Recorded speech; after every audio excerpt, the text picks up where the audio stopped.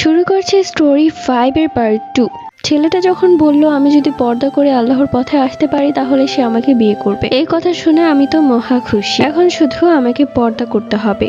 সেই দিনই আমি মাকে নিয়ে মার্কেটে গিয়ে বোরকা কিনে আনলাম, সাথে ছিল নিকাব, হাত মোজা, পা মোজা। আমি তখন ছেলেটার জন্য অনেক বেশি পাগল হয়ে গিয়েছিলাম। পরের দিন আমি ছেলেটার আসার পথে পথ চেয়ে রইলাম বোরকা পরে। ছেলেটা আমার সামনে দিয়ে গেল কিন্তু আমাকে চিনতে পারলো না, তাই আমি পেছন থেকে ছেলেটাকে ডাক দিই, এই যে শুনছেন। আমার কণ্ঠ শুনে ছেলেটা দাঁড়িয়ে যায় এবং পেছন ঘুরে আমাকে সালাম দেয়। সালামের উত্তর দিয়ে বললাম, কি ব্যাপার, আপনি আমাকে চিনতে পারছেন না? আমি রিধি। এক পর্যায়ে ছেলেটার সাথে আমার অনেকক্ষণ কথা হলো। ছেলেটা বেশ খুশি হয়েছে আমি পর্দা করেছি তাই। এক পর্যায়ে তার সাথে আমার অনেক ভালো একটা সম্পর্ক হয়ে গেল। প্রত্যেক দিন কথা বলতাম। সে আমাকে সারাক্ষণ বলতো কিভাবে আমি আল্লাহর পথে আসতে পারি। তো সে যা যা বলতো আমি ঠিক তাই করতাম। 5 ওয়াক্ত নামাজ পড়াও শুরু করে দিয়েছিলাম।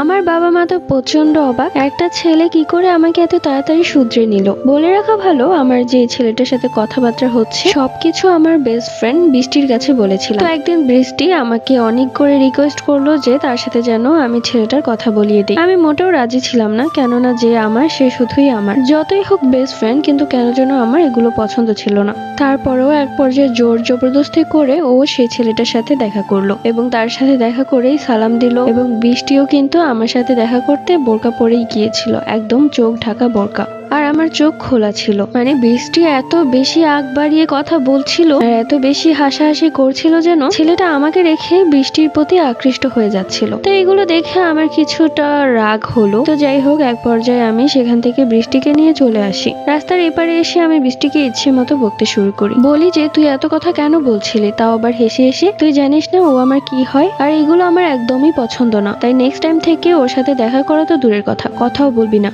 এরপর থেকে বৃষ্টির সাথে আমি অনেক দিন কথা বলিনি। তো যাই হোক, এরই মধ্যে আমি রেগুলার নামাজ পড়ছি, আল্লাহর পথে চলার চেষ্টা করছি। প্রত্যেক দিন আমি সেই ছেলেটার জন্য দাঁড়িয়ে থাকতাম, কিন্তু কয়েকদিন যাবৎ সেই ছেলেটাকে আমি দেখছি না। সেই ছেলেটাকে না দেখার কারণে আমার মনের মধ্যে ঝড় বইছে। সেই ছেলেটাকে না দেখতে পেরে আমি খুব কান্না করলাম, নামাজ পড়ে পর্যন্ত কান্না করেছি। একদিন বিকালবেলা আমি আমার মায়ের সাথে খালার বাড়িতে যাচ্ছিলাম, তখন আমি যা দেখলাম তা দেখে আমার চোখ কপালে উঠে গেল। আমি দেখলাম সেই ছেলেটা আর আমার বান্ধবী বৃষ্টি একটা ফুচকার দোকানে বসে ফুচকা খাচ্ছে। তখন আমি রিক্সা থেকে নেমে তাদের কাছে গিয়ে বললাম, এইসব কি হচ্ছে এখানে? তখন সেই ছেলেটা দাঁড়িয়ে বলল, কি আর হবে, দেখতে পাচ্ছ না, যা হওয়ার তাই হচ্ছে। আর তুমি কেন এসেছো এখানে? তোমার বান্ধবী থেকে সবকিছু জেনেছি। তুমি আমাকে দেখানোর জন্য এই ভালো সেজে আছো, কিন্তু তুমি যে লুকিয়ে লুকিয়ে সিগারেট খাও সেটা তো আমি জানতাম না। সবটাই আমাকে বৃষ্টি জানিয়েছে।